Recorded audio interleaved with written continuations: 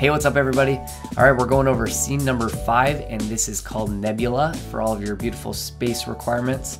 So the first thing I want to mention is this chromatic aberration, and this is pretty rad because if you didn't know, you can't actually add chromatic aberration in Octane. It's not a post effect that they have. If you turn that on, now we have chromatic aberration that's starting to resolve on this spaceship, which is pretty rad. I'm actually going to turn this off just so that we can see it faster for our tutorial.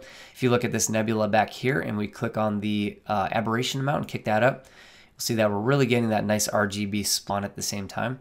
So here's a couple that are kind of bleeding into each other. Now these are also transparent, so you're getting your star field behind them poking through so you can see through them, which makes it even more realistic. And we can also move these around. So if we want to kind of design our own sky, we can do that. And if we want to turn all of them on, just kind of art direct and position them where we want to, we can just grab these planes and move them around. They're all set up so that they are kind of transparent and they overlap nicely with each other and they blend with those stars. So it's just a really nice setup. And then also, you'll notice that these textures are just a slot. If you want to bring in your own textures, you can do that as well and completely design this beautiful space scene. And you can also change the Z depth of these and then sort of have a little bit of depth on them, which is really great. So that's scene 5, Nebula, and it's perfect for everything space related.